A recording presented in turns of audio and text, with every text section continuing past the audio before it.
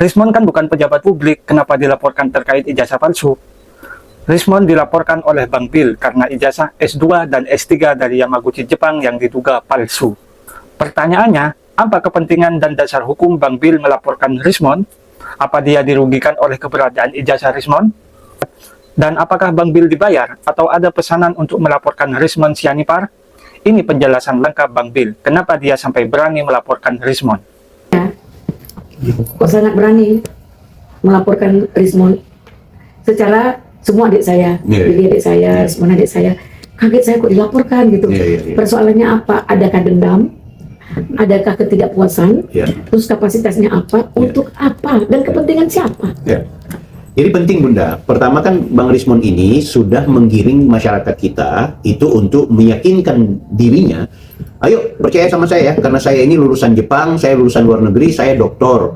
Ada itu dia bilang? Ya, artinya ketika dia memproklamirkan diri sebagai alumni Yamaguchi Jepang, sebagai doktoral, berarti di saat itu kita semua terkontaminasi dan terhipnotis. Oh, Rismond ini ahli berarti. Oh, Rismond ini ahli dari Jepang, S3.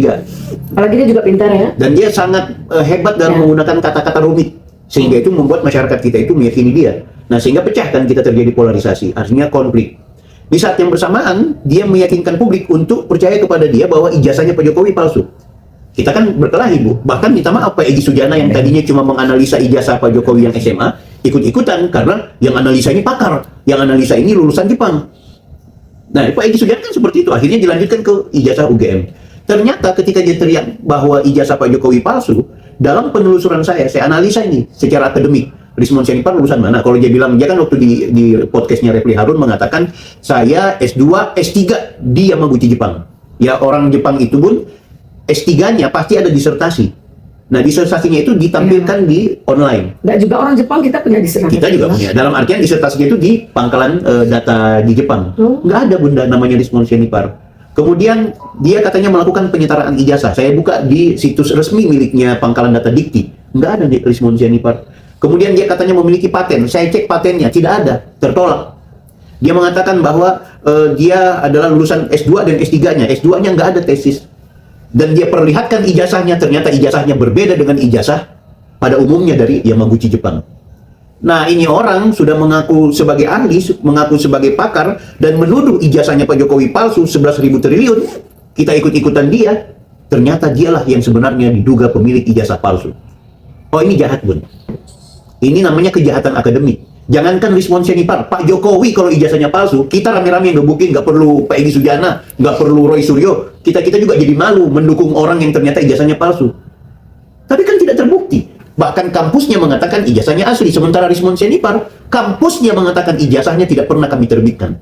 Berarti ini penjahat. Ini penjahat.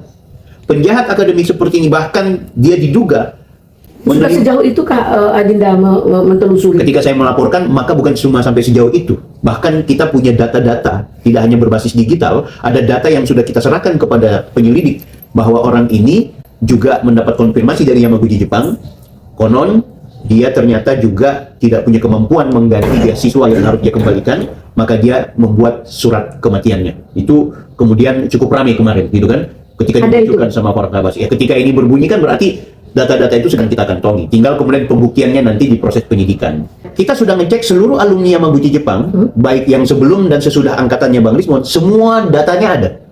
Hanya satu-satunya yang tidak ada yang mengaku lulusan Yamaguchi Jepang, namanya Rismond Sianipar. Yang katanya dia bilang disertasi saya tidak dimunculkan karena itu data intelijen. Saya sekali lagi mempertanyakan kepada Adinda, kepentingan Adinda, terus apakah sama dengan orang yang sedang sakit hati, balas dendam, terus kejahatan yang dilakukan Rismond sejauh mana sehingga Adinda mau berjuang seperti ini? Adakah yang meminta? Adakah yang pesan? Bun, saya mau informasikan, saya dosen. Saya civitas akademik yang tentu sebagai mantan dosen, sebagai mantan kepala sekolah, dan sebagai warga negara, dan saya sebagai pendukungnya Pak Jokowi. Saya merasa ini orang sudah melakukan kejahatan akademik yang kemudian menggiring publik, menggiring masyarakat kita untuk mempercayai dia, yang akhirnya kita bentrok.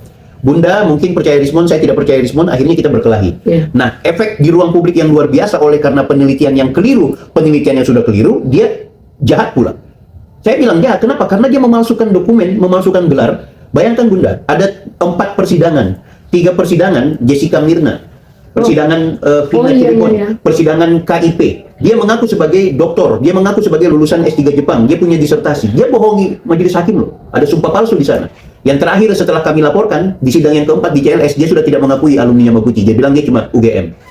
Kan gitu. Jadi legal standing saya sebagai warga negara yang berharap kepada negara ini tidak boleh lagi kita dibodohi dan dibohongi oleh orang yang ternyata penjahat akademik kemudian menuduh orang lain sebagai pemalsu ijazah. Aku pikir itu, Bu.